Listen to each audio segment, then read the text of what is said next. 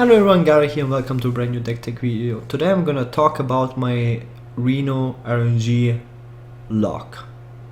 And I made quite some Warlocks or like some Reno decks recently. I also used 3 Reno decks in at GameGoon in Spain. I played RenoLock, Reno Warrior, and I made a Reno Warrior deck tech video last week, and a Reno Paladin. And for me personally, RenoLock did the best, and it seems to be the most consistent Reno decks so far. I'm not saying that the other decks are bad. I think Reno Druid and Reno Paladin especially have a lot of potential, and even Reno Warrior. And I'm really waiting, like time will tell and show. I think it will take like another 2 months for the best Reno decks to emerge, but for now Reno Warlock just seems to be the strongest. So yeah, I tried to fine tune it. I played a version from Reynad. I upgraded it a little bit, just some tech choices. The thing, like the possibilities are endless with Reno decks. You can play 30 one-offs, and 30 one-offs is just insane number.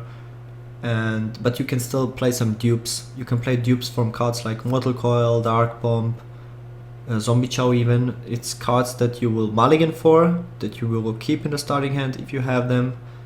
And cards like Mortal Coil even cycle, and the Warlock Hero Power even allows you to draw, so you get the dupes faster. So the chance is very high that you will have the Reno with even on 6 and just draw 1 copy of the dupes. So I decided to play 31 offs just because Warlock has a lot of options, strong options. So it's also the only class that has multiple board clears, besides Priest. Priest has 1 Holy Nova, 1 Light Bomb. A lot of board clear with Hellfire and Shadow Flame. And even in Handlock you would only play 1 copy of each, and those cards are both very strong. And even Implosion is kind of like, it's not a real board clear, but it kind of develops a board at the same time. So it's pretty good when you're behind. There's very few cards that are good when you're behind. So Mortal Coil, it's a pretty strong card.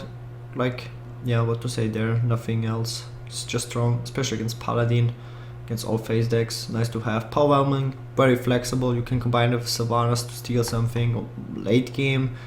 It's a good card in combination with Shadow Flame. You can Powerwhelm, Shadow Flame, Owl, for example. It's really good, or like whatever you get from a Dark Peddler.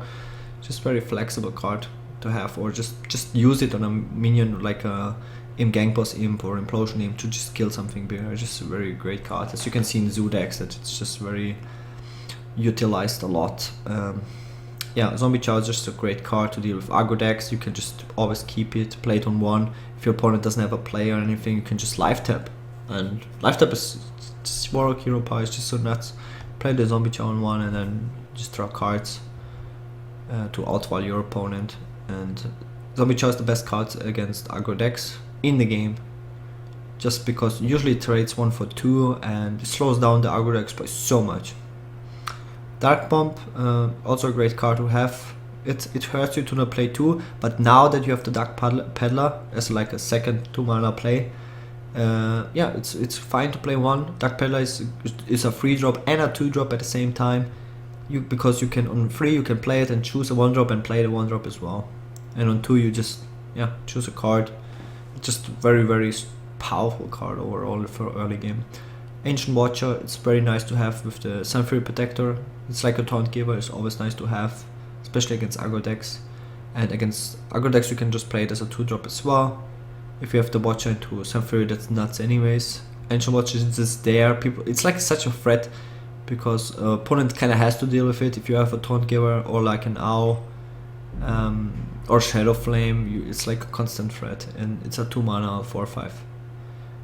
1 Owl, always nice to have. It's just so flexible against aggro decks, against other handlocks. You can just like silence the Drake, Sylvanas. There's so many things to silence. You play against a Paladin, he has Tyrion.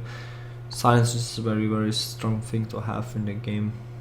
And since you have the hero power, yes, like the card value is very small, But since you have the hero bar, you don't have to worry about that. So you kind of want to have more, yeah, situational cards because you can afford it. Because you play Warlock, so I'm very protective on BGH. It's just like almost every deck has a BGH target.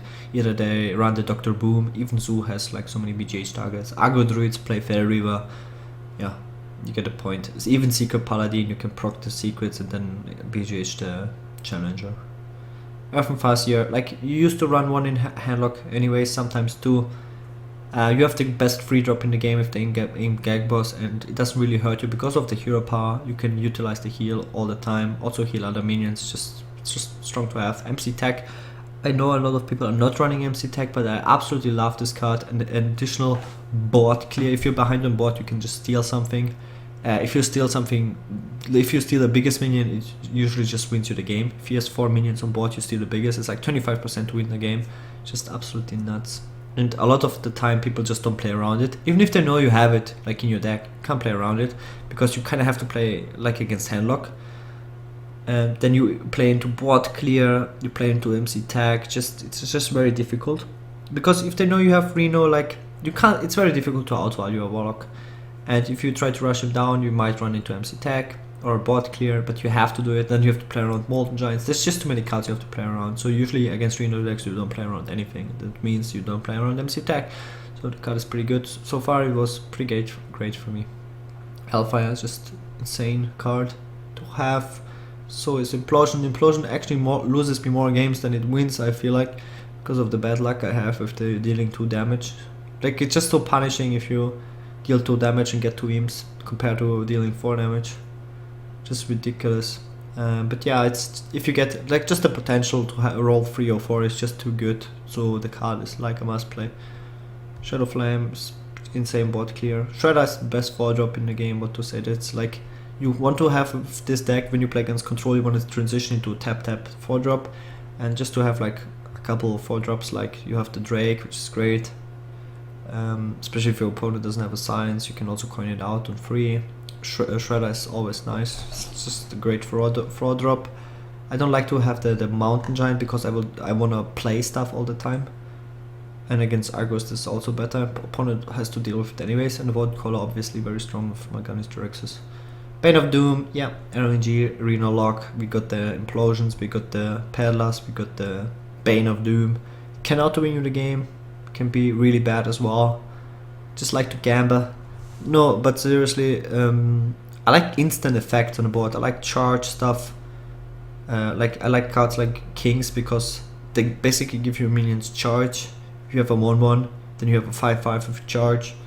So Bane of Doom is like direct effect. It immediately develops a minion on board, and it deals 2 damage. And 2 damage, like oftentimes you finish off a big minion. And like I don't want to just play a minion into another minion, I want to kill it. So this has like direct effect, and yeah, it can just get you something really strong as well. Anti-kill bot, it's nice heal to have, especially against freeze mage. This deck is really powerful. You have the Lotep, you have Siphon Soul, you have Farseer, you have Reno Jackson, Mal'Ganis, Emperor is just insane when you have a lot of cards in hand. Reno Jackson is the MVP of the deck, winning me a lot of games. The heal, like if you get heal above 14 or 12, it's just like insane. It basically is a game reset.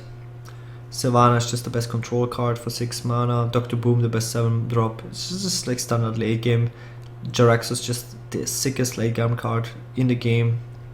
Wins games late game by itself, and Mal'Ganis is great to have for Void Caller. And 1 Molten Giant, so this deck can be improved definitely. It's just a lot of tweaks you can do. You can even add cards like Harrison Jones, whatever you struggle against basically. So this is my version, and I hope you guys like it, and see you guys next time.